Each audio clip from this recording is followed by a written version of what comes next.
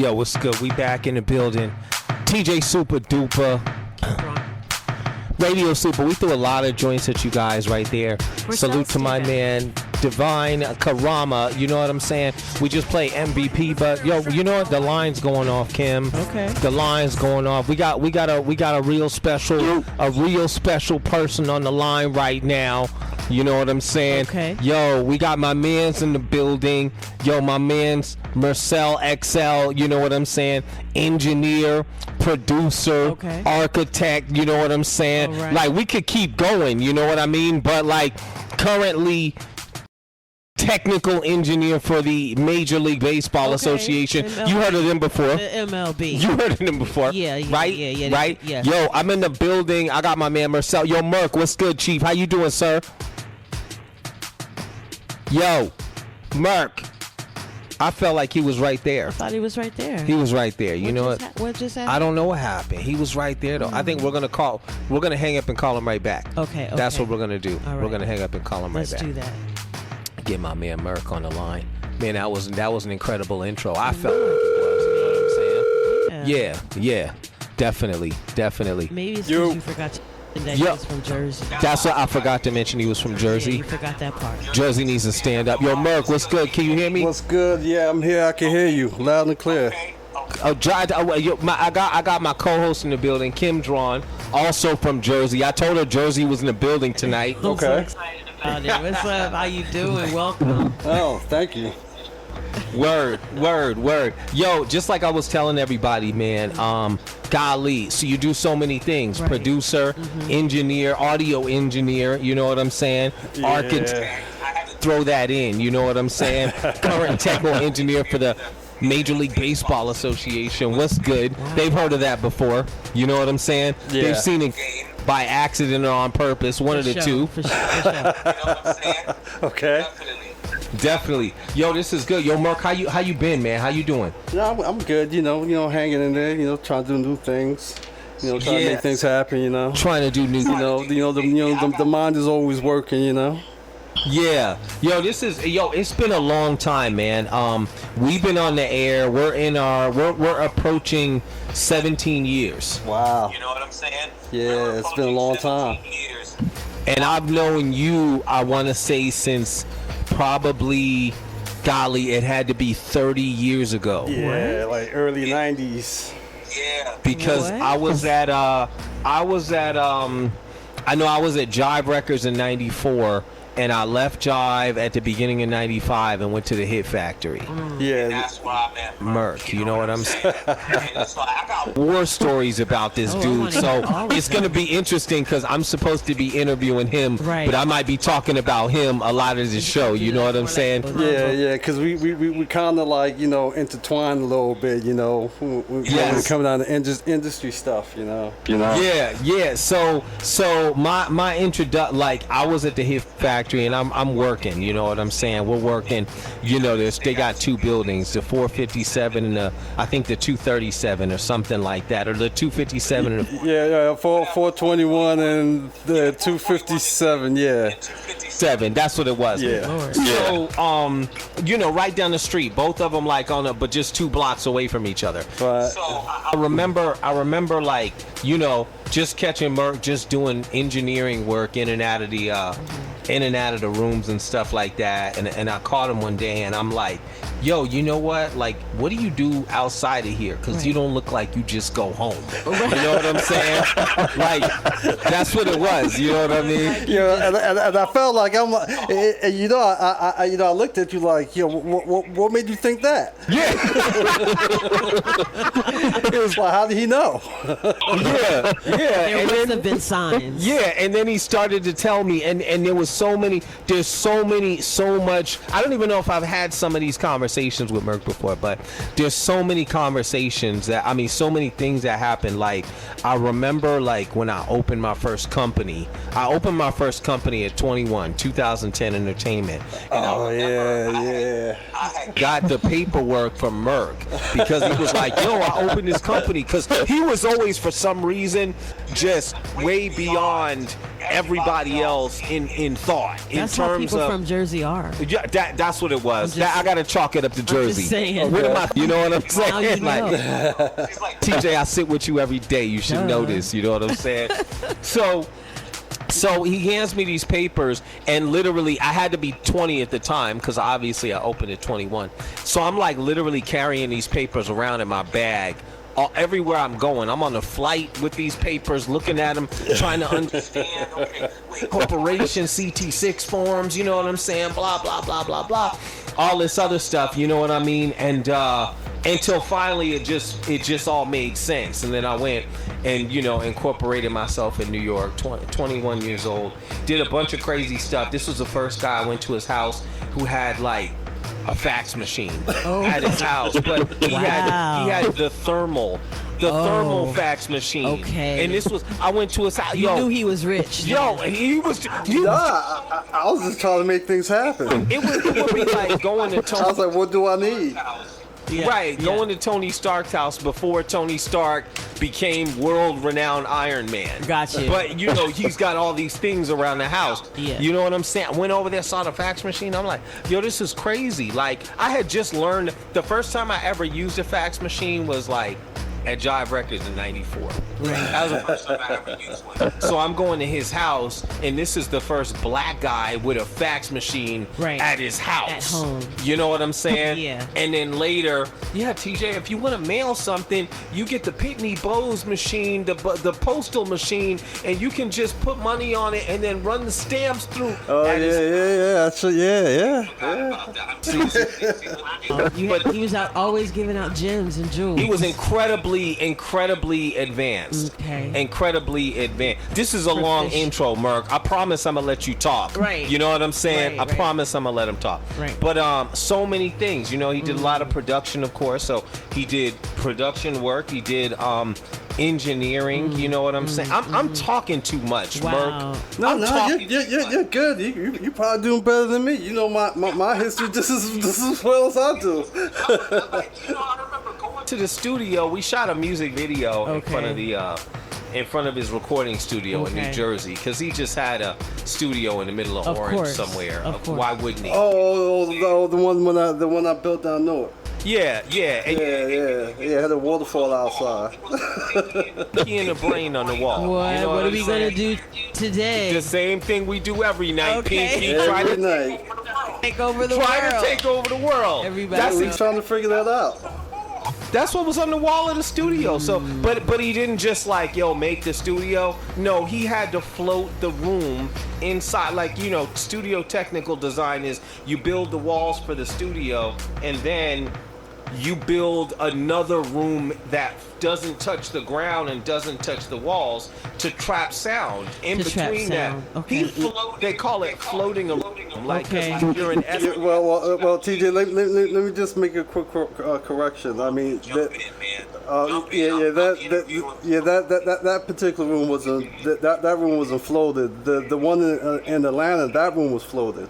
Oh, he floated the one in Atlanta. Okay. We haven't even got to Atlanta yet. We're still in the first 3 years or something like that. If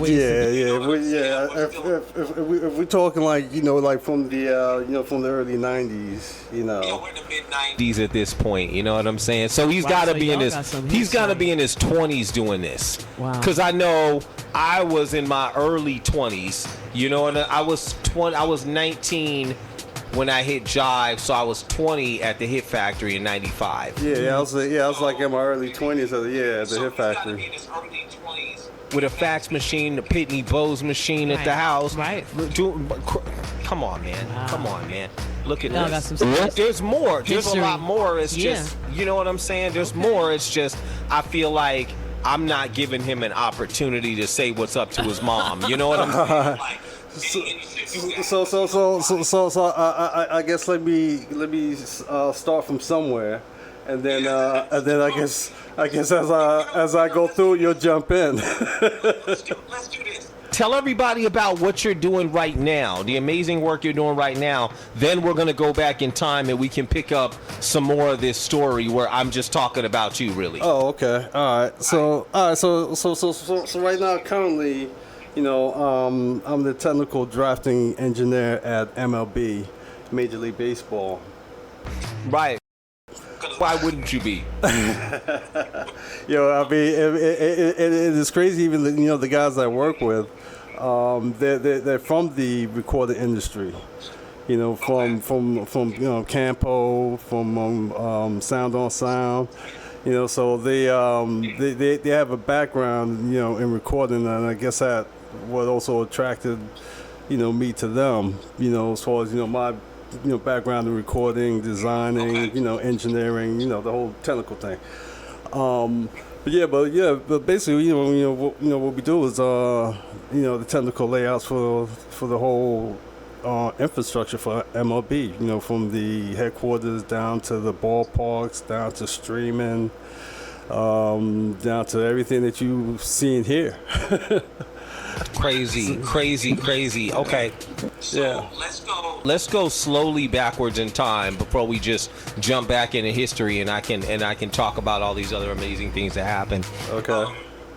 Slowly back in time, you got a history of, golly, just like I said, recording engineer, producer, architect. I throw that in there, and I'm gonna explain that somewhere in the middle of this story. You know what I'm saying?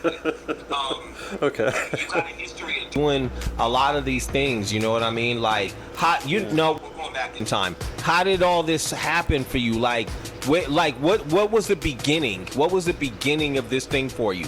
This musical, just crazy journey. What was the beginning of it for you? If I would say the beginning where I would say it started to click, I will have to go all the way back to when I was a kid. Right. Where when I was a kid, my brother and my sister, they watched a lot of TV, and since I was the youngest, they didn't really allow me to watch television like that. Oh, I should say they did, but they controlled the knob. Yeah. So I ended venturing out to the stereo. So my father had a stereo system, so I ended up playing that because nobody was, using it. It was in a different room. Right.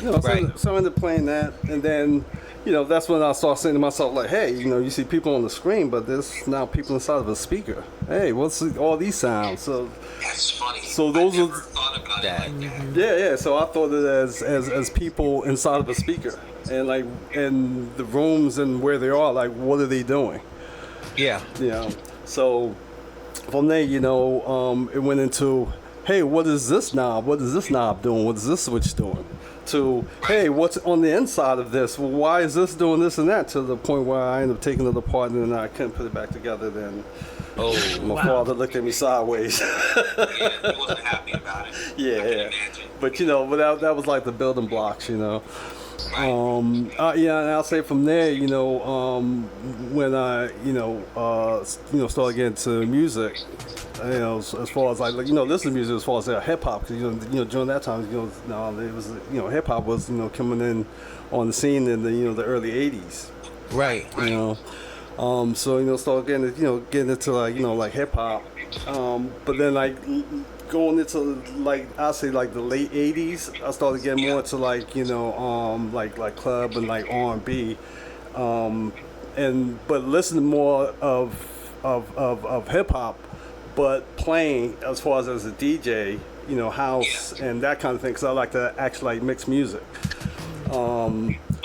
So in the '80s, that's when we started DJing. I got with a crew called UFE. With Mix Master T, it was the founder of Mix Master T, Larry Johnson. Actually, Larry, he died last year. Condolences. Okay. Yeah. But we carry on the tradition. We go out to North Carolina. We get together. Each year. We bang out. Do block parties. But that was like in the late '80s. But as far as like when I started getting into DJing, and that's before I even went to school for engineering, because by DJing and doing the high school parties, things like that, I started looking at the records and saying to myself, like, hey, who are these people on the records? Who's this guy, Herb Powers? you get what I'm saying? Be like, right, but at that time I didn't know him. But you're not even 20 at this point. Right, I'm a teenager. I'm just looking at the records and just looking at the credits as far as like, what does this guy do? Right. So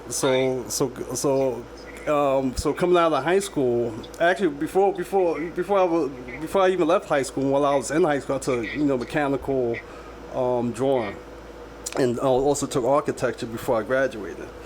And one of the reasons why I took that because I was into playing football, but I dislocated my shoulder a lot, so I couldn't get to playing physical activities anymore. So I had to take another class. So I took mechanical drafting and ended up liking it. Mechanical drafting. Wow. Yeah. It's so crazy when when we're young and we come across it. Yeah, I want to take the mechanical drafting class. You know what I'm saying? Yeah. It's really interesting. That's how they looked at me when I said I wanted to go to that IRS seminar, but we'll come back to that. Well, right. Like people try to wrap their head around. They're like, well, why do you want to take mechanical drafting for what? Yeah. I don't know. I like it. It's interesting. It has a discipline to it. There's rules to it. And then from there, moved into architecture because that was the next class afterwards, and then ended up liking that. But then when I left high school, I said to myself, I still want to do music. I want to do something technical. So that's when I went to engineering school. I went to Institute of Audio Research. Right. So I rocked out there for a while, and then after I left there, I went to Center for the Media Arts.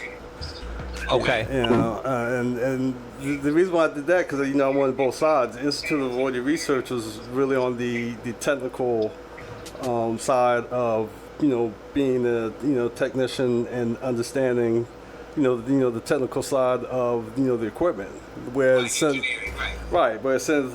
for the Media Arts was more based on using the equipment as far as for production and things like that. Even though Audio Research did that also, but there was more into the technical side of it.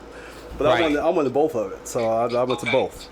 Of course, because why just learn one? Yeah. Why not? Yeah. But also at that time, like right after that, I ended up getting a gig at Calliope. Yeah. And you remember Calliope? I remember Calliope. Yeah. Doing Tribe Called Quest, Jungle Brothers. Yes. Black Sheep. A lot of work went through there. Yeah, Mark 45 King, Latifah, all kinds of people, Prince Paul. But what was funny, even this even one artist, Latifah at the time, because Latifah became a A&R over at Flavor Unit. Yeah. And it was funny running into him again, and we're in the I kept running into him because I was running with another set of artists at the time. And he kept saying like I looked familiar, like he knew me from somewhere, and he was trying to figure out where it was, and it was Calliope, because I'm that dude that just be in the back somewhere, and I just pop in and out, making something work that doesn't work. Yeah. Yeah, right. but what was crazy at that time was that I went to while I was at Calliope running back and forth doing the sessions. Yeah. Doing that, I was also working for Gabriel and Votello, and and that's when we was doing the tunnel, Limelight on the Tunnel promotion, which is crazy because I didn't even know at that time when we was pushing it like that's when the tunnel was becoming the legendary tunnel. I was like, I'm just trying to make money and keep working. So that's why I was out on the block pushing it. You know what I mean? Yeah, so that was where we at now? That was still like early 90s. Yeah, that's still like early 90s. That's even before the Hip Factory. Yeah, even during that time, when I was at Calliope, and when I ended up at the Hip Factory, I had started a production company called Immortal Production. Yeah. With my cousin Dwayne. He passed away a couple of years ago. And said, you know, he's still pushing strong. He's his a culinary chef, you know, pushing his own brand. Got other, you know, artists, Bray. I mean, you remember some of these artists too, Bray, RJ, you know, Jack, D Love and them. One of the cats, Jay from the artist, he has a football team now. You know, crazy. Oh wow. Yeah, Wow. yeah. Okay. So it's one of those things where it's like, you know, you bring a group of guys together, you know, you end up doing production of music, and then from the discipline of doing it, they end up doing the other things. You know, some things apply, some things don't. Right. You know, so yeah. So then after that, you know, yeah. That's around the time when I met you, TJ. You know, yeah, early '90s. That's when You I. went from Calliope to Hit Factory. Is that how it went? Yeah. So between the Calliope and doing the production, you know, in Jersey. Yeah. And then you know, catching the wave of the Hit Factory was like, oh, look at that. You know. And that had To timestamp it, that had to be 95. That had to be about 95 when that happened. Yeah, 94, 95. Yeah. Yeah, because I was at Jive from 94 summer until the beginning of 95, and then I left Jive, and then I got picked up at the Hit Factory like 2 weeks after I left Jive. Yeah, crazy. Yeah, crazy how things work, right? You know, Yeah. because even those days, you know, working there, you know, you saw how we do. of course. You saw the badness that went on. But you know, I'll tell you that, you know, those years that we worked there, we was, you know, moving like 40% of the Grammys. Like they came through our hands, like, you know, between recording and mastering. Yeah. Come on. History. It was wild. I mean, you know, Mariah. Yeah. I mean, so many things. Yeah. We was. Talk about the Mariah and Boyz II Men coming to record the video on the elevator, but that's just Oh. that wasn't even. I mean, Michael Jackson went there. Yeah, You know what I'm saying? well, they're not, you know, it's funny. And it's funny that you brought up the Mariah thing because you know, when we did the setup for that video, you know, I put down rugs that don't match, and Troy flipped out. Oh, funny. Yo, it's just like a quick second. You don't even notice it, but he noticed it. Yeah. Yeah, I'm sure. Wow. It was Such a Producers. I hate to you know, like, I mean, it was a beautiful experience talking about it now, but being there at the time, Oh yeah, day to day. be a toxic. sick and hectic place. Stressful, I bet. Yes. Yeah. Very Stressful, Like- I put like this, you know. You could like make an accident and then just be fired off of an accident. Yo, you have to go there like every day is your last day. Yeah, literally, it's crazy. And some of the things that you do are extreme, but that's what you got to do to make it happen. You can get fired, yeah, but you be like, hey, but it worked. Right. Wow. Hey, you know, I remember I was they were like clean out the tape library, and they were basically like, and you can imagine like how big the Hit Factory was, 5 floors recording studio. They had the freaking Enterprise upstairs with I think 96 channels on the oh board. yeah. Well, yeah, actually, yeah, that was the orchestra room, Studio One, because you could have a full court basketball game in there. Yes, it was that big. It was that big. So I'm cleaning out the tape library, and I have to send stuff back to the labels. So I send some stuff back, and then I get back to the office, and they're like, "Oh, you know what? You shouldn't have sent that out. They owe us money.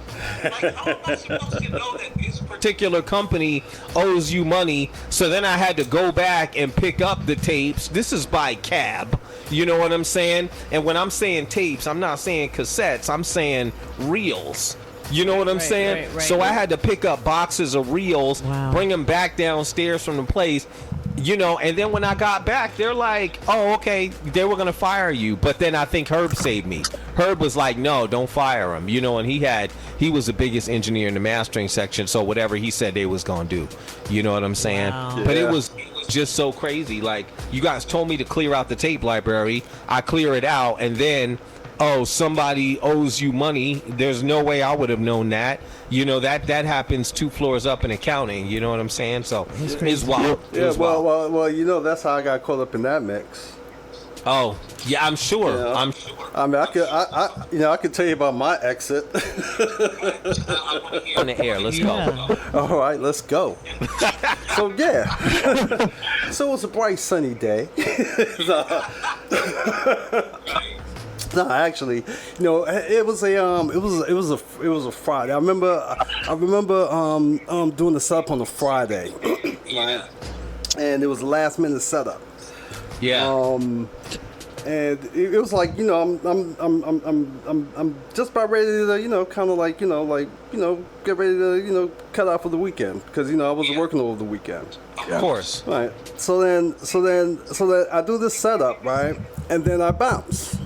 Yeah. Don't say anybody. Come back Monday. Whoops. Of course. Look at me. My phone's falling. Come back Monday. And then when I come back Monday, right, you know, everyone's kind of like quiet. I'm like, okay, what's happening? Then I get the phone call. Then it's Troy. Troy's like, hey, come down to my office. So I'm like, okay, cool. So, you know, me, I'm thinking like, you know, everything's good. Troy's the son of the owner of the Hit Factory. If you guys know, if you Troy Germano. Yeah. Dad owned the whole studios, he was the son who ran it. Yeah. Yeah. So Troy called me down to the office. So you know, I get down there, and then Troy telling me that, you know, he gotta let me go, and I'm going like, okay. For Like, what? why? Because What happened? right, because everything's good, you know. I mean, I'm not gonna get too personal, you know, as far as like, you know, how all that went down, because you know that was kind of wild. Yeah, I You know know, it was, but we on the air. But yeah. But we kept it real.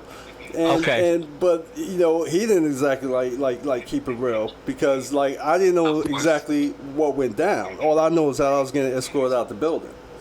Right. You get what I'm saying? So Yeah. but then after I get escorted out the building, and then you start getting the little tabs on like, yo, what the fuck happened? Yeah. You know, and then you start getting leaks like, hey, you remember that session over the weekend? Like, okay, yeah, I wasn't there. It wasn't my session.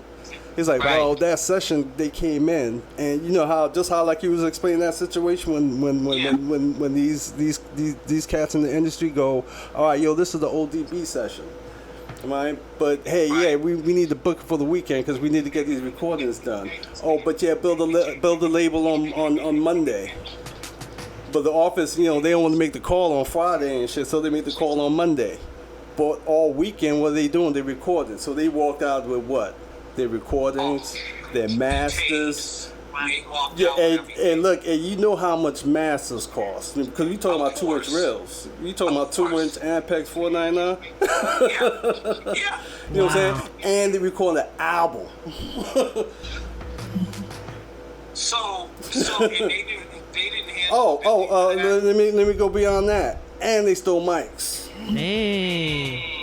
And we're not talking about you know, like some like Shure mics. We're not talking about the Shure mics. mics. No whack mics there. Yeah. They had We talking about everything $5,000 and up. Yeah. Okay, wait, because I knew it happened, and I knew it was bullcrap. I knew that, but I didn't know. So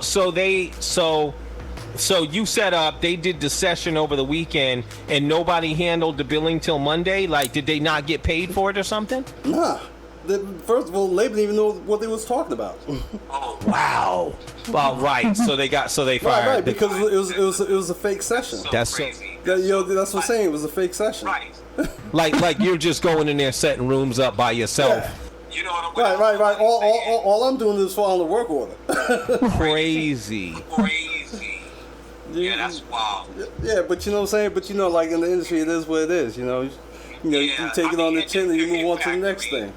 The Hit Factory, it is what it is. You know what I'm saying? It was wild like that. You know what I'm saying? Because even the day that we went, when I took off again for the IRS seminar, and I'm like, yo, I'm gonna go to this IRS small business seminar, and they're looking at me like, that sounds boring, TJ. Why do you want to go? Whatever. So we took off, and then we went to the seminar, and then when I came back, I came into work the next day. Yeah, I don't mean to cut you off, TJ. I gotta cut you off, and then you gotta come back at that point. Because when we went to the seminar, we went to the seminar, and you picked me up and you was driving. Yo, Yeah. this dude was scared. What was you on? We was on the Cross Bronx or the QB. We was on whatever 495. Where? Yeah. Yeah. But anyway, you skidded between like 2 cars, 3 cars into another lane and back into traffic while you was talking to me. Yeah.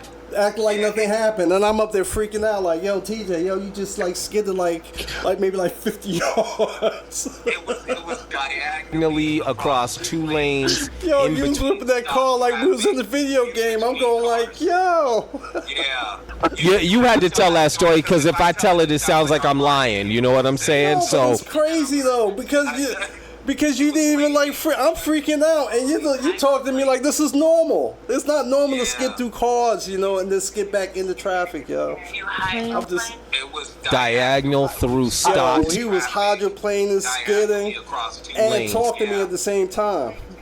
Yeah. Trying to act Like it's not happening. I don't know what I would have did if I would have hit somebody. You know what I'm saying? But Wow. it worked out. It wasn't so meant to be. I gotta- But it was smooth though. Anyway, go ahead. You were protected that day. Right. That's God right there. So when we came back, the next day I came back, then they were like, "Yo, Herb is gone. He got fired." Because they found out he was leaving. He was opening his own studio.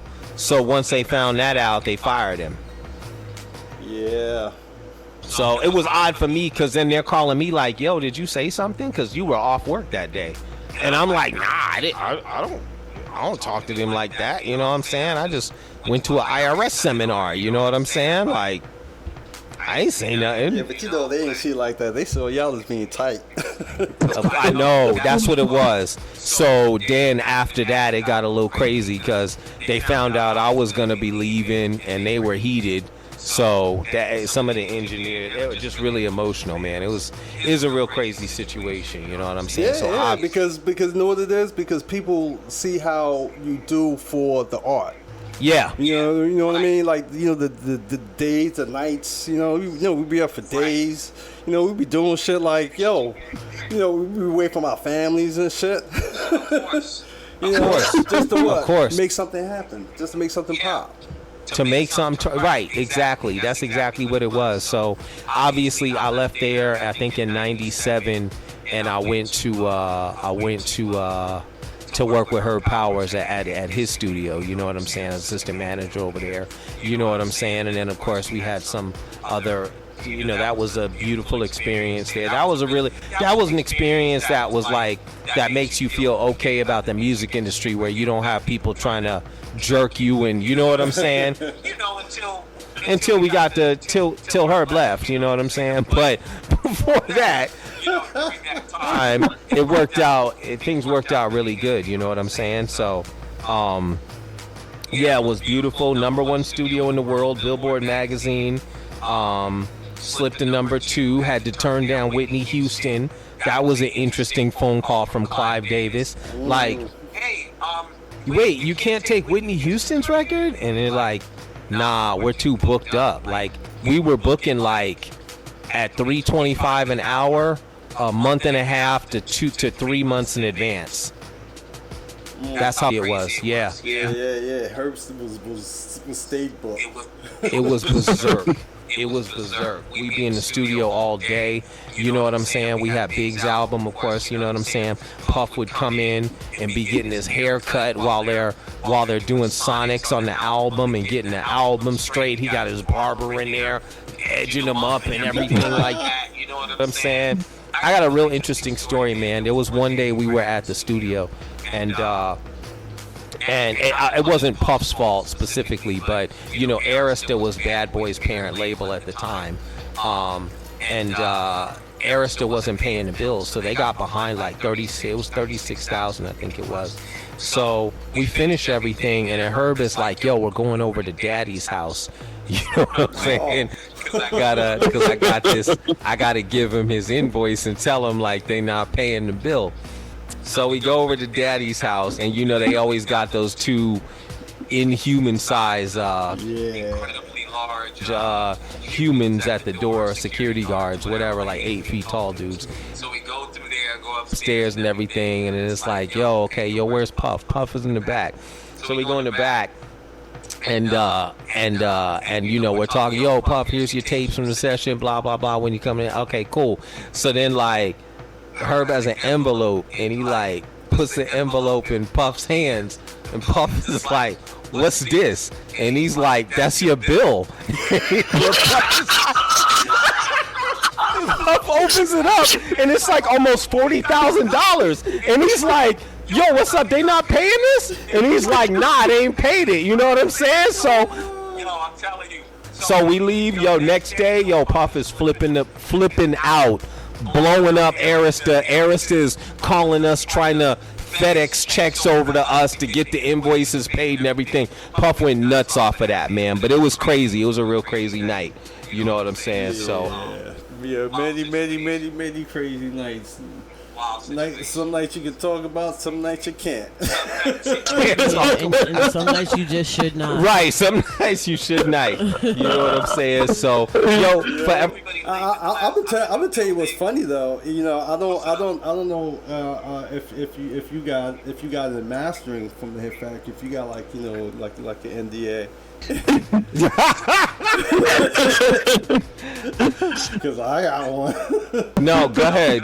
We wide open, man. We wide open.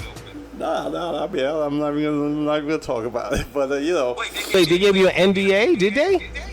no. Well, actually, it was just for it was really just for the Michael Jackson sessions. Oh, the Michael Jackson. I remember that. Yeah. They were real secretive. People were running up to the door, banging on the glass when they saw him. Yeah, yo, that was crazy because you know, I'll tell you what's funny about it was that, you know, when he came to the building, you know, you get the phone call. Right. You get that phone call that goes like, hey, Marcel, where are you? Hey, I'm in Studio B. Okay, stay there. She said, "Stay there." Yeah, they didn't even want you to like interact with him like in the hallway, You know what I'm because saying? the downstairs elevator, the ones that we would take upstairs to mastering, the small one, not the big one. Yeah. They put like a shield around that elevator so he could move in and out without people looking at him. Yo, I'm gonna tell you what happened to me. One day when he came through. I had went down to the rental the rental office downstairs where downstairs, the chick Denise is down there, yeah.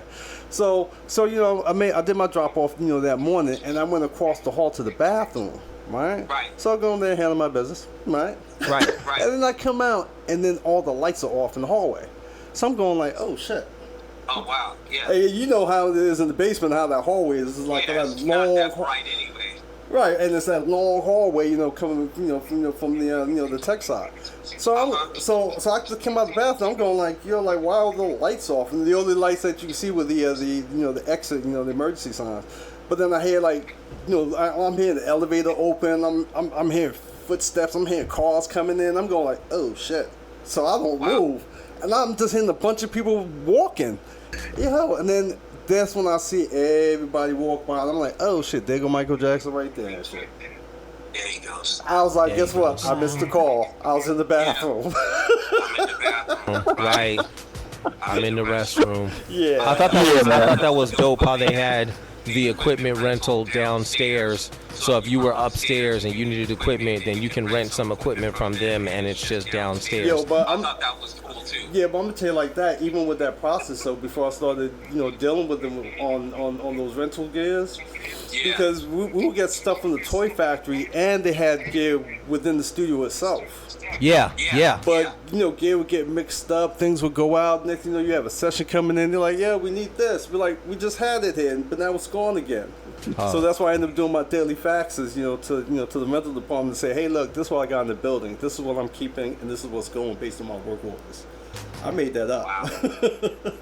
Wow. And that's just what worked for me. And it's funny how the female Denise that worked in there, she used to say to me like, where's my list? I'm like, that's really my list. I'll just give it to you in the morning. Right. I mean, it's like courtesy. It's not part of my job. It's not saying that you have to do this. Nah. I'm just trying to make everybody's life a little bit easier. That's all. Right. I'm just trying to make it work, yo. For everybody late to class, we in the building with my man Marcel, XL, Steven, you know what I'm saying?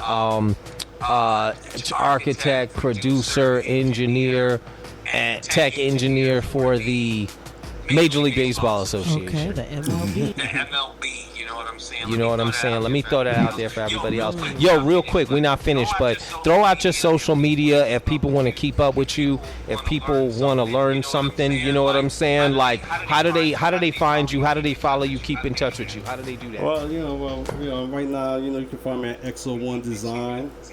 .com. That's the actual website. But if you put an X, the letter O, the number 1, design, and then you should find me on Instagram. You should find me on Facebook. You should just find me X01. That's the name that I go by. Right, man. Yo, producer, engineer. Keep in mind, like, we've been talking for a minute. We're still in 95, 96. Yeah, we didn't even move past the bar yet. It's a lot of stuff, man. I know you've done a lot of work with me in terms of production. You know what I'm saying? We shot a music video. Oh yeah. In Orange, New Jersey. We did production. We did the production for the movie Hoop Soldiers. Yeah, we did production for Hoop Soldiers. We did you did the beat for Cody Black. Yeah. You know what I'm saying? For the song Cody Black, the lead single off the Cody Black soundtrack. So both of those films right now are on Tubi. If you guys want to check it out, Hoop Soldiers and Cody Black, you did the production for my performance in the movie, and then also on top of that, you did the production for the title song for Cody Black, which is, just like I said, like on Tubi right now. If they want to go chase that down, wow. So many other things. You know what I mean? I remember him. Handed me one time, we were talking about discussing putting together a multimedia facility. That's great. It's crazy, and already laid out a 3D layout of one, so she's talking right Bring now. it back. That sounds like a plan. And he hands me the architect. He shoots me the architectural designs for it, which I probably still have in one of these computers. But he shoots me the architectural designs, and it's detailed down to the fire extinguisher in the building. Oh wow. It was that crazy. It was that crazy. And I'm looking at this like, I have to ingest these things. You know what and I consider myself to be a really smart person. Very bright. That's what I feel like. But I have to Ingest these things when I'm like, yo, this is crazy. Wait, this is a lot. How are we gonna? Yo, this is amazing right here. Like, wow. Yeah, because depending on what it is, because like I said, depending on what year we're in. He's gonna explain it now. He's gonna explain it like everybody should know it. You know what I'm saying? Like, of course, TJ. Because you have to think about the fire code that was happening it makes in sense. 2001 when I sent you these architectural plans, TJ, and you have to think about the distance between how far there are seats, the radius seats, and the amount of space between each. You have to think about these things. I wasn't thinking about that stuff. That's all I'm saying. But maybe it's Jersey.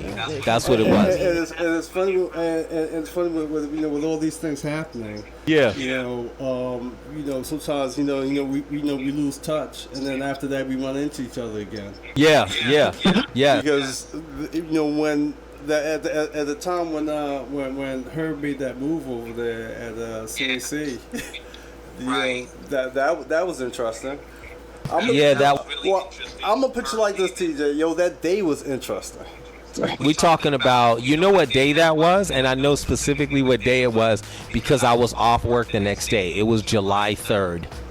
Okay. It was July 3rd. Because the next day was July 4th, and I was off work the next day. And what happened was, this is what happened, yo. So we had somebody else in the studio at the time because basically, Herb had left. And I said, hey, there's a lot of invoices that a lot of companies owe money to. So I talked to Rob, CNC Music Factory. I talked to him and I explained to him that I can collect the money that the record labels owe us, which is somewhere between 120 and 150. I can collect that, pay the rent for the studio, pay my salary, pay your salary until we figure out what we want to do. So for 6-7 months, I collected all the money that the record labels owed us, all the, Universals and stuff, and Michael Bibbins is mad at me from. It's crazy, it's nuts. Yeah, everything is crazy because even like while you was doing that, and I'll pop back in time. Cause remember at that time, that's when I had moved to Atlanta. Yeah, you were there. Yeah, You went there. Yeah, I was living in Atlanta at the time. You were here at this time because. So what happened was. So I'm. Hold on. No, when I was at the Hip Factory, I was here. I was in Jersey. Yeah. So. CNC. Okay, go ahead. So I collected all the money, and then after that, then I'm like, yo, look, Rob, I got 120 out of 150. Like I don't know how much else I can get. You know what I'm saying? Like I'm not it straight up, and he was switching everything to the recording studio. So then we got the other people, which I'm not even going to name, but we got the other people in the studio. So the other people are in the studio and they're there for a couple of months, but they're operating in ways that clash with the way Rob wants to operate. Are those the people that I know, or are these some other people? We're coming up. We told those people. We're coming up to this, so where they're operating in a way Rob don't like, so it put me in a position because he's like, yo, I want you to be on their salary, but basically I want you to do whatever I want you to do. So I'm in a funny spot because I'm bumping with Rob while this is happening, and I'm having to listen to them, and they're getting mad at me. If he goes and makes some long distance calls, he uses my code, then they're like, why'd you give him the code? And I'm like, what do you want me to do? Like, I'm sitting here working with him before you guys get here, and he owns the studio, and he, I don't know what to do, and you ain't talking to him and working it out. So it gets to this point where Rob is like, yo, TJ, set up. I don't even know if I should be saying this on air, so I'm gonna be real blurry about this. He's like, yo, just make sure you invoice them. You know what I'm saying? And the invoice was probably different than what they expected. Whatever. So we come to this one day, July 3rd, okay? And they say, and they're in the room beefing, and they're like, yo, TJ, you know what? We're going to let you go, and we're going to put you on commission. So I'm like, okay, that's fine. You put me on commission, but all the clients that are coming in here, they're coming in here because of me, even though they usually come in based off of the engineer. You know what I'm saying? But nobody knows your engineer. So Motown, all these record labels that come in, they're coming in off me. One, so I need a 20% commission of everything that comes in. Two, I need to be paid up front right when it hits because everybody I bring in pays. Yeah. You know what I'm saying? So, and you guys are hit. So all that. So I leave the room after they do this, and I go to Rob, and I'm like, yo, Rob, check this out. Look, they just let me go. I'm just letting you know. So I'm not going to be here regularly. You know what I'm saying? Because they want me to work off commission. Rob is like, they did what? What did they do? Hold on. Because let me grab from this part because. Go ahead.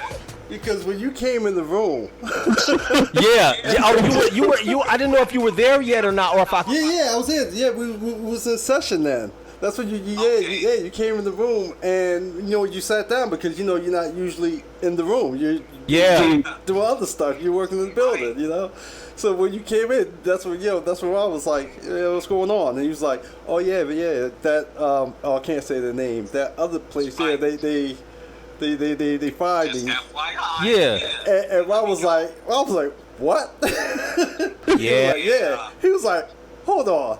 So he walks out the room. He goes into the other room where they are, and we sitting in the room just waiting. I'm sitting there going like, yo, we're in a session, so I guess we're shut down for a minute now. When we get up, because Rob was taking a while to come back. We go to the room and we looking through the window. The room was soundproof. We see him see his hands in the air. The first door swings open, the second door swings open, and all we heard was like, "Yo, and get the fuck out!" Yeah, it was bad because so while you were in the other room, he went in the other room and he started talking to them. So then I'm downstairs, you know what I'm saying? And the police get called. So the upstairs with him and the other guys, and then they call me from downstairs, and he's like, yo, TJ, yo, come upstairs, because Rob has all the invoices. So he's like, come upstairs. So I come upstairs, and he's like, and I'm in there, it's me, Rob, and it's the police. And he's like, yo, TJ, are these invoices legit?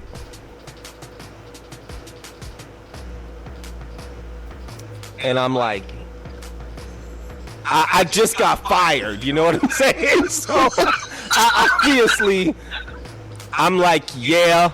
And the other dude goes, oh, what the fuck? He starts to, yo, the police are like, get out the building.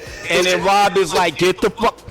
Yo, hold on. Then after that, the Rob pulls me to the side like, yo, Merc, yo, I need for you to like hang around because I think I have to like pull all that whole shit out of the building. Yeah. You got to have TJ's back. He said they had to stay there. He said they had to get everything out of the building. Yo, they had all night with wires going underground. Yo, they dismantled an entire master studio overnight. They had 3 18-wheelers outside. They brought a whole crew the same day. I'm sitting there saying I'm like, yo, TJ, you got fired today, and this company's moving their entire shit today. That was nuts. Shut it down that day. They was out of the building. Like, get the fuck out of here. Like, yo, we sat there in the hallway all night just watching them walk by. Like, oh, wait, hold up. Oh yeah, that's yours. You can take that. Bro, so we're there all, I don't know how late, but it was late. And of course the dude's pissed, walking around saying something crazy to me every time he walks past me in the hallway. He's not gonna do nothing, you know what I'm saying? He's older, but still, you know what I'm saying? Because they swore because they had to come over there and dismantle an entire studio overnight. Same day, and they had dropped 100,000 trying to move into the city.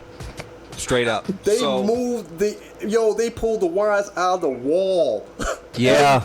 Everything. That room was empty. The only thing that was in there was a sofa. They had to take the wires out. So I'm home because that's July 3rd. So I'm off the next day. Rob is on the phone with me. He's like, all right, TJ, well, you see what I did for you, right? You see I kicked him out.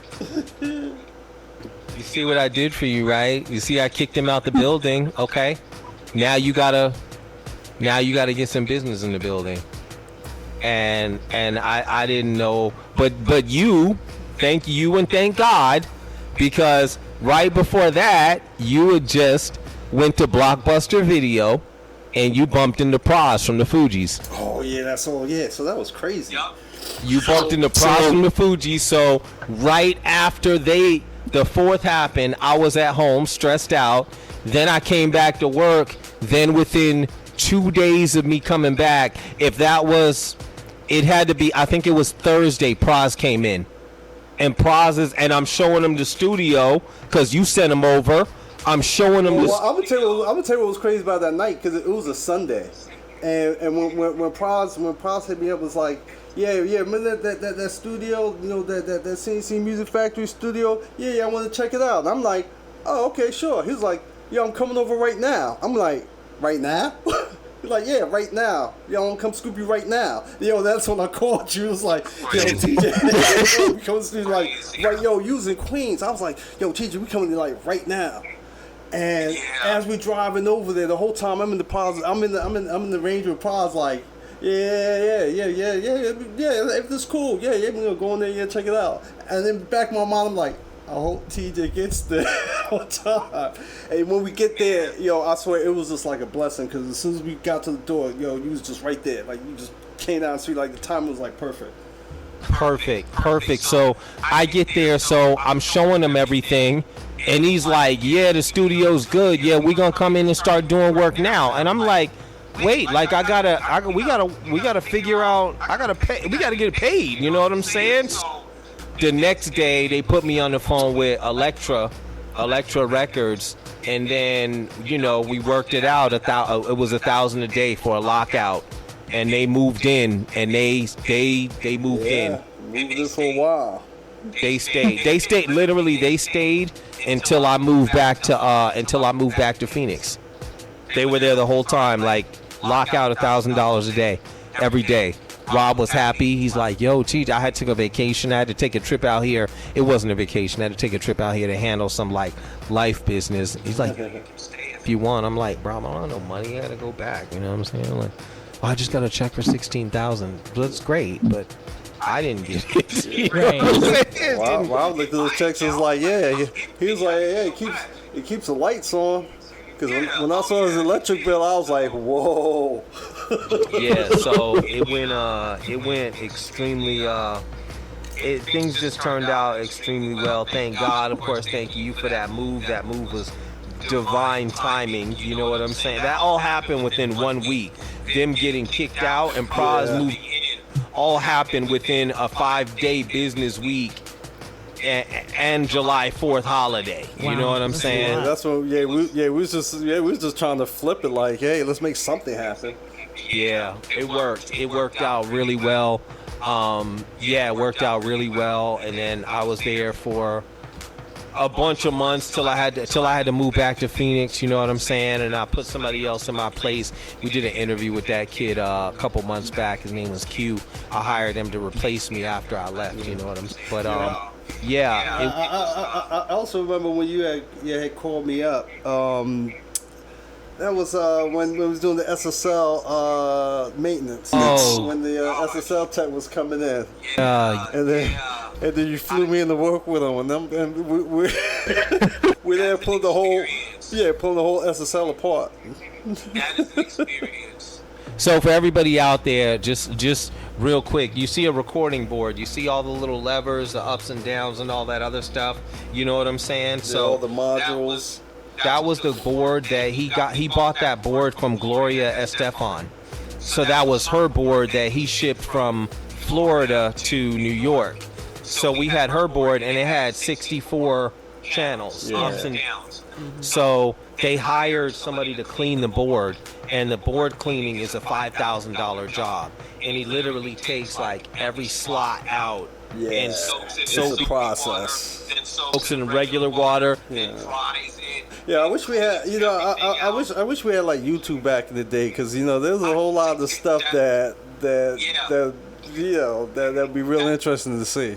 That's why I'm going through so much of this on the interview, because it needs to be documented. Right. And there's just so much of this stuff that that there was no videotape for or anything like that. We was just doing it. We wasn't thinking about it. We was just doing it. No, and you know what? I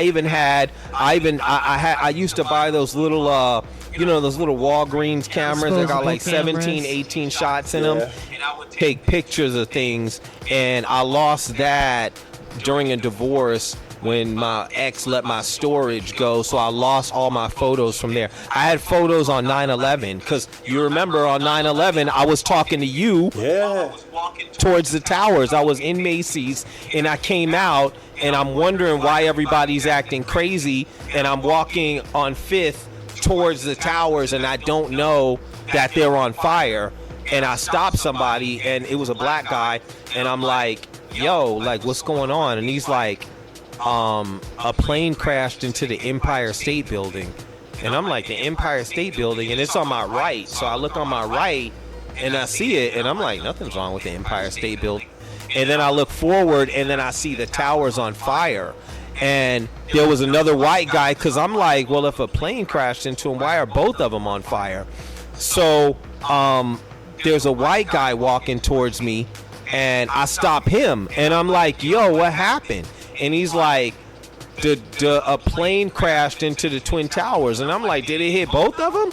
And he's like, yeah, it hit both of them. It's like, and I'm like, was it an accident? And he was like, no, it was a terrorist attack. He just said it like I'm just supposed to know that. Right, you know what I'm saying? Like, it happens. It's a terrorist attack. You know what I'm saying? And I'm just like, damn, like, this is crazy, because it was getting so hard to cross the street because people were standing on the corner. So to cross the street, you'd have to walk around them into traffic to get on the other side of the street. Yeah. So I'm Walking up Fifth, looking at the towers, and I'm thinking like, okay, it's a Tuesday, and I have my check, but I don't have that. I don't have enough money on me to go buy a camera, but I want to take a picture because I know the fire department's just gonna come put the fire out, and then at least I got a picture of it while it was on fire. So I have to go from Fifth to Second to Banco Popular, where he decided he wanted to bank. And I'm over there in Banco Popular, and everybody's starting to go crazy. Oh, I can't find my person, my friend, he works at the towers, and blah, blah, blah. It's a horrible thing, and they pull out TVs, and I'm trying to cash my paycheck so I can go buy a camera so I can take a picture of the Twin Towers while they're on fire. So, so we're there, and when they pull the TV out, I'm there and I'm watching, and one of the towers falls down, and I'm like kind of dumbfounded because now I'm seeing the footage of the actual carrier jet, you know what I'm saying, passenger plane flew into it. And there was something weird that happened with me that day, like when I saw the building fall. And it sounds so stupid right now, but when I was like 4 and I was in New York before I came down to Phoenix, my Aunt Wendy, she showed me the Twin Towers out of her window in Brooklyn, whatever. She had a view of it, and I remember looking at them, and I remember asking her, like, Auntie, like, why are they called the Twin Towers when one of them has a big antenna on top of it and the other one doesn't? Right. You know what I'm saying? So fast forward, when I'm watching them on TV, the one that fell first was the one that didn't have the tower on top of it. And for some reason in my head, I said, well, at least the one with the tower didn't fall.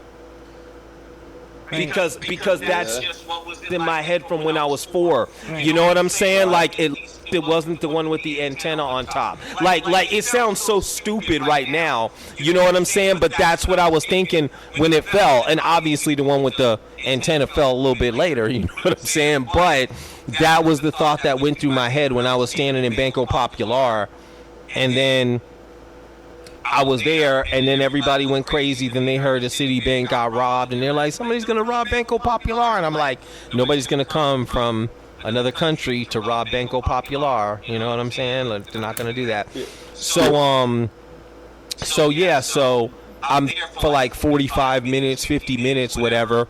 And by the time I'm leaving, both towers have fallen, and I have my check cashed, but it doesn't matter because I can't take a picture of them when I go back to Fifth because they're gone. You know what I'm saying? So it was crazy. And then, I'm on 22nd and the studio's on 13th, and everybody's walking away from the towers. So I'm having to walk through everybody to get the studio, to check on the studio and make sure the studio's good. And I was on the phone with you during that walk on 5th Avenue, you know what I'm saying, until they turned the cell phones off. And then we couldn't make any more phone calls, but I was talking to you. But I would say it was crazy after that too, because like I'll say I don't know how many days after that. I don't know if it was the next day, 2 days later, or whatever. But you were saying, "Hey, yo, come up to the city." Yeah. And I'm like, "Yo, can you fly into the city?" And you was like, "Nah, it's good. Everything's good." I'm like, all right. Yo, when I fly into Newark, I'm flying in. I'm like, yo, I still see smoldering. I still see smoke. I'm looking like it was smoking for a while. Yeah. Because that. And when I saw the collapse, I was in Atlanta when I saw it. I used to go to the water because of you. Because you showed me where the water was at, right by the towers. Oh yeah. We used to go down there by a battery park. So I used to go over there, like when I just wanted to sit there, and I would look at the water, and then I would go to the Twin Towers, catch the E train, and take the E train back to Queens.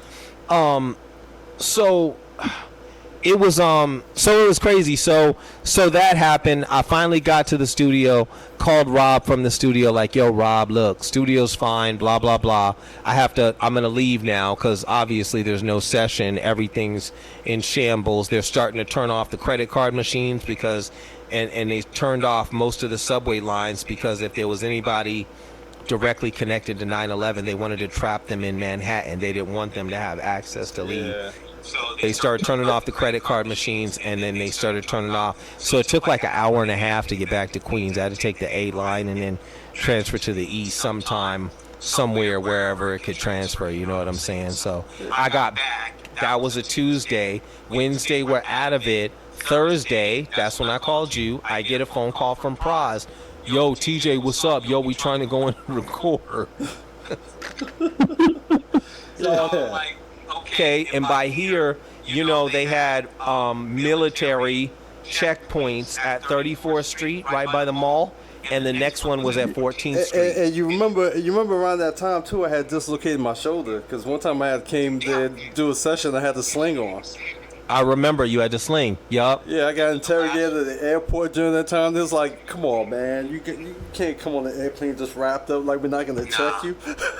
Nah, it wasn't gonna fly. So and I remember because I had to go there. They wanted to shoot at night. They wanted to do the session at night. I went there at night. Yeah.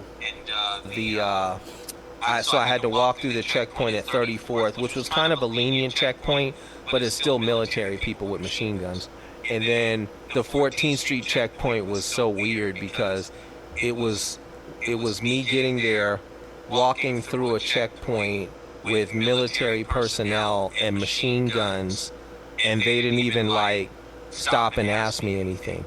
You know what I'm saying? So this is like a black kid at the time just walking through a military checkpoint and they don't even say anything to you. But if I was Indian, Right. Everything changed. Yeah. there was an Indian guy who ran an ice cream shop and a candy shop right around the corner, and I'd go there and get ice cream or candy at lunchtime sometimes. And he said people stopped coming to my shop. They walk by the door, they flip me off, they put their fist up to me. He said I can't go out because if I go out somewhere, people are gonna beat me up. Wow. You know, and he said I don't even tell people what my real name is. I tell them that my name is Tracy, and I'm like, well, don't say Tracy because that's kind of a girl's name.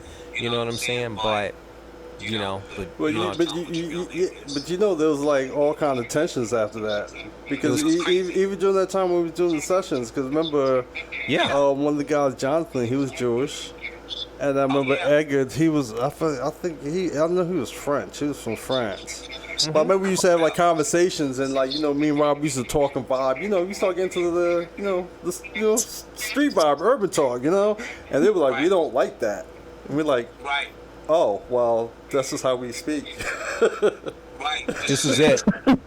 Yo, this is crazy, yo. Again, I'm in the building with my man. Yo, we've been talking. I knew we wasn't gonna be playing too much music tonight. You know what I'm saying? But, so many things, man. I don't even think we broke into 2000s yet. No, we still like, yeah, back in the Late 90s. Yeah, no, 2001. We're at 9/11. Yo, you know what? I gotta something else really interesting, man, because I gotta salute you for this. Obviously, we're on Radio Supa. You know what I'm saying? And without that conversation from you, I don't know if it would have happened, or it definitely would not have happened at that time frame. I remember way back, you were working on some stuff, All Jersey Radio, big salute, and you gave me a phone call, like, yo, TJ, yo, you should think about opening a radio station. And life was so hectic at the time. I had just gone through a divorce, like I had a 3-year-old, like, I was like staying at my dad's house. It was really crazy. I think I was in school at the time, and I was. Like, and here comes this guy just saying, "Hey, just start the radio station. Why not?" You know, I got that. My man's like, "Yo, you should start a." I'm like, I'm not opening nothing right now. I'm not doing nothing. So I start. I had the record label opened up. and we had put out a project, and I'm thinking like, okay, we put out a project now, and the idea for opening a record label was there's no record label coming to put this project out, nobody I can make a deal with, so let me just open my own record label. So I opened Supa Music, that's where we came from, and then I put a project out, and then I started working on this other lady's project, and I'm working on her project, and we get to the point where it's done. Queen Yanajaha, big salute to her. So I put her album out, and it's done. And I'm like going to radio, like, yo, can you play the single? And they're like, well, we played the single like 2 years ago, so we're not going to play it again. And I'm just like, okay, so we got an album out, and again, there's no way to promote it. And then I started thinking about what you said about the radio station. Like, you know what? If we opened a radio station, then we would have a way to push these projects that we work on. And I know other people are in a position where they're needing to put out projects, you know what I'm saying? And in this environment here, there was no music industry. No, there was just pieces of it and a couple people doing something. I always salute this guy Freeze, you know what I'm saying? That was the guy who had a significant, who actually had something on air. You know, it wasn't like as complex as what we did, but he had something running. You know what I'm saying? But you know what the difference was? You know what the difference was back then? Compared to now, cause like now you have platforms, you have like different sites that you can go to. Like back then, if you didn't have, you have to create it. So back then, like there wasn't a live 365 or like internet radio. So, right. And that's why even before All Jersey Radio, that's why I made the 900 miles internet radio. The mouse, yeah. But the only problem was it was too big, and I'm like, I can't manage this. Yeah, I feel you. I want to do something else. Right. So then I started to formulate and put everything together and dive into the research and stuff like that to put Radio Supa together. So again, I have to salute you. And this is odd that this is the first time I've had you on air in almost 17 years, but you were the person who gave me the idea to create Radio Supa. Wow. So I like the behind the scenes, just go in there and make it happen and dip. Right, world reaching now, syndicated to over 100 platforms. We've done over 1,000 interviews. You know what I'm saying? Been on the air forever. So I have to salute you because, just like I said, it either would not have happened or would not have happened at the time that it happened. You know what I'm saying? It definitely would have taken a little longer for me to get to that point to say, hey, this might be a good idea. You know what I'm saying? So again, I have to salute you live on air, live in the middle of the show, all that other stuff. You know what I'm saying? But yes. I'm gonna tell you like this though. But what's even more interesting is when the conversation becomes reality. You know what I mean? Right. Meaning like it's one thing where a lot of people could have a conversation and bounce ideas off of people, but it's another thing when you take the idea to the next step and you keep moving it, and then someone like me that sits back and kind of go, hey, I mean we had this conversation, now I'm on it. Yeah. Or I'm involved in it, or I'm part of it. And sometimes I think like things like that are missing. Right. I got you. Yeah, so yes, we're in the building, man. Yo, it's the first time you've been on the air, so when I tell you that it's time for the scenario, you know what I'm saying? This might be new for you. I got a Buffalo sample playing right now. You know the words to it. You know what I'm saying? So just like that, man. So bust this. This is your scenario. Where we at? Okay, look. So this is your scenario. You know what I'm saying? Okay. Good. You know what I'm saying? You taking a nice cruise, a lot of people from the industry are on the cruise with you. It's a nice thing, you know what I'm saying? You run into a little iceberg, Okay, so the boat's going down, but don't sweat that. You're good. Your family and friends are good, so don't worry about them. You know what I'm saying? And you happen to be right next to the lifeboats, so you throw a lifeboat over, you know what I'm saying? He's got a little bit of space in the lifeboat. How many people you think he could fit in the lifeboat, Kim? 5 people. 5 people, okay. So you got 5 people from the industry that you can fit inside this lifeboat with you. I don't know what's gonna happen to everybody else. Right. It's gonna be a sink or swim. Wow. Good luck. You know what I'm saying? Which 5 people would you put in this lifeboat with you? Friends and family are safe. Are we talking about like industry people off the top of my head? Industry people, artists, actors, entertainers, whoever you want to put in there. All right, I'll say I'll put Quincy in there. Okay. Quincy. Okay. Quincy Jones. Okay. Yeah. Okay. Right. I'll put Heavy D in there. Oh, wow. Yes, of course. The overweight lover, Heavy D. Diddly. Word. Okay.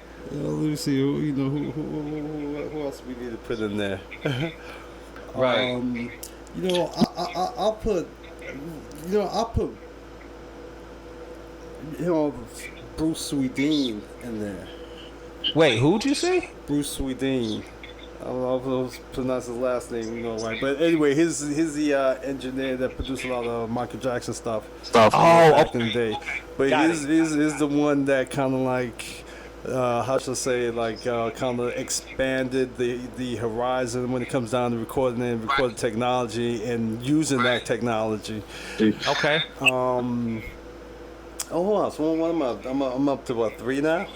Three. Okay. Yeah, You got- because as you see, I'm jumping around industries. It's not just music. It's audio. It's other stuff too. Who else? Who else I put in there? Because I got an engineer in there. I got some creative people in there. I got some people that keep us happy. Right. But you say industry though. I mean, anybody. Oh, anybody. You want to, but your friends and family are safe, so don't feel like I gotta put my baby niece. She's good. Well, if it was an actor, I'll have MacGyver. Oh, MacGyver. Yo, that'd be handy. You know what I'm saying? Even though he's a character, but I'll have MacGyver. As long as he's got like a gum wrapper, y'all good. Yeah, he might be able to figure out like a sixth base or something like that. You know what I'm saying? Yeah. Pretty smart if he has some gum. All right. So what was that? Am I up to 5? You got one left. One person left. What's the guy's name? Neil Grassi. Am I saying his name right? Yeah. Neil deGrasse? Yeah, Degrassi, the astrologist. That's really interesting. First time ever on the Yeah. first time ever being saved on the On the scenario. Congratulations, you made it through the scenario. Passed You know what the I'm scenario. saying? So Survived. it was touch and go. Sorry for those other people on the Yeah, boat. sorry for everybody else on the boat. You know what I'm saying? but we'll figure out some things and keep civilization moving. Something out. Yeah, You know? so it's not all lost. See you later. Crossroads. That's so funny. Yo, Merc, I gotta thank you for taking time out your schedule. We're coming up to the close of the show, and I still gotta play like 1 or 2 songs. I gotta play something, man. I gotta play something that I don't even think I've played before. You know what I'm saying? But I'm gonna play it today. Okay. But yeah, I want to thank you for taking time to come over here and rock with us. We could have did this interview for another hour. You know what I'm saying? And probably still yeah. had a lot of stuff to cover. You know what I'm saying? So That just means he has to return. that means he's got to come back. We'll have to Right. get him back soon. Yes. That's what we'll have Most to do. definitely. Okay, damn. So we'll do it like that. You know what I'm saying? Jersey, stand up, raise a fist Let's in the go, air. Y'all know Jersey what's Bricks. good. You know what I'm Okay. saying? I got Mike on next week, so this is gonna be really interesting. That's gonna be the trifecta of this story. I didn't even talk about that, but I'll let Mike talk about that. We didn't even talk about Mike, so Mike will talk about that. Big salute out to him, and again, social media. Give me your social media. Oh, social media, X01 Design. That's X01 X, Design, letter you know what I'm O, saying? number 1, Design. Okay, so that's how y'all chase him down. That's how y'all keep up with him. You know what I'm saying? Yo, again, thank you for coming over to rock with us. Give some shout outs if you got some shout outs to give out. Oh, well, shout out to the whole world. Shout out to everybody. There's too many people to shout out. You know I can't do that quick. I'm not a radio guy. Yeah. Just like that. Yo, Mark, It was beautiful. You know what I'm going to play, bro? Which I haven't played, man. What's I'm that? gonna play. It's this. I think this might have been one of the first joints you produced for me that I've never played on air. Blisters, and we Uh-oh. shot the music video for you in front of. We shot the music video in front of your spot in New Jersey. I was up there with my man Jim, and we shot that. And I'm gonna run that track. I think this is the first time. This might be the first time I ran this on air. You know what I'm saying? 'Cause Yeah, this I is- haven't heard that since. It's been 22, 30. It's been so long, you know what I'm saying? So, but I'm gonna close out with that. I'm gonna probably slide into a Cody Black or something else that you did for me. You know what I'm saying? Okay. And we'll do that. But Merc, I'm gonna jump off. Wait, you don't go nowhere, Merc. Everybody else in Radio Land, this is one of my first joints. You know what I'm saying? Off of my Nice. demo, I used to shop to record labels. You know what I'm saying? Thank you Blisters. for joining us too. It was a pleasure. Yes. Yes. All thank right. you for joining us. Thank No you for doubt. joining us. I'm here. All right.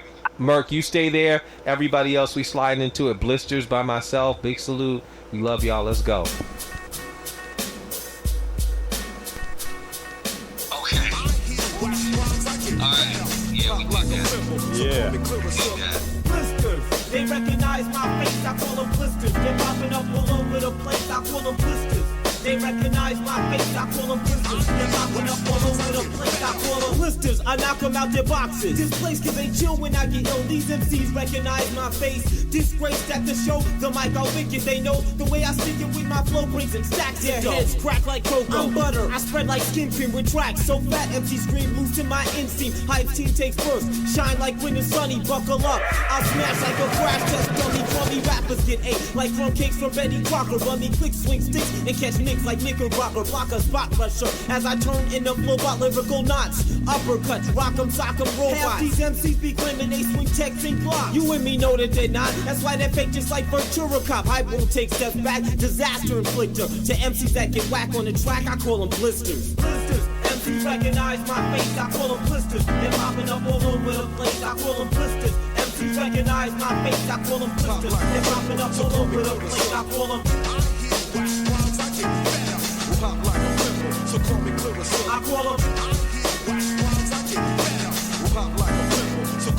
When DJ Hype kicks a verse, pimples get burst. Burst my pattern, equipped with a chip to play kids like Sega Saturn. My battering you can't withstand. When I expand, Hype will reach out and take your mic like Plastic Man. Sarcastic MCs claim looting and shooting. I attack like a panther. They call me Huey Newton. DJ Hype comes through. Your crew's blind, they can't see me. Select or rewind the song you played by HYPE. Pimples get popped when I get chosen. MCs try to book but get took, cause I'm the bomb. And the explosion. When I write it, MCs get excited just like foreplay. The best out your crew can't do TJ on a bad day. No airplay don't make me laugh. When all these MCs be rubbernecking TJ Hype like a damn giraffe. You couldn't make up a record in jail. Been rapping for 11 years and still waiting to inhale. I'll impale your eardrum with what you expected. Tried to fake and went for the dunk but got rejected. Blisters, they recognize my face, I call them blisters. They're popping up all over the place, I call them blisters. MCs recognize my face, I call them blisters. They're popping up all over the place, I call them.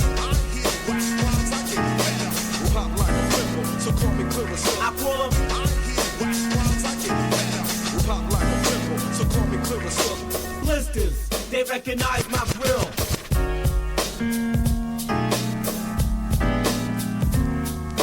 Blisters, MCs recognize my face. Pop like a pimple, so call me Clarissa. I hear wax rhymes, I get better.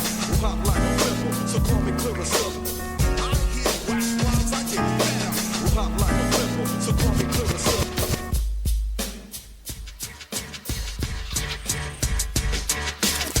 Black mask with a TV, that's how you see me in hand. In my pocket, a couple grand. It's probably yours. I got it from safe popping and door knocking. I guess I caught you sleeping, my man. You probably should have locked it. If your back windows locked our socket, dash out the front with your cash, then blast off like choo-choo rocket to the crib. But no, I don't live in your hood. I'm miles down. I live uptown where getting is good. Check the scenario. They clock and they watch me. I bring home so much cheddar, my girl's prettier than Jenny from the block. She thinks it's the stock market. But while I'm captain at work, my boy Sean explores her body like he's Captain Kirk. Now who's the jerk? I could click, clack, and clap this smirk. I rush home. He's in the back, a couple smacks won't hurt first, then pack him in the back of a black hearse. But who's these cats invading my home? That's my job, and now I'm trapped work. It's Cody Black, occupation safe cracking. He's at your door with the black gloves and black baton and face mask, night vision goggles with green lamps. Hey yo, I got that last idea from Tom Clancy. It's Cody Black, occupation safe cracking. He's at your door with the black gloves and black baton and face mask, night vision goggles with green lamps. Hey yo, I got that last idea from Tom Clancy.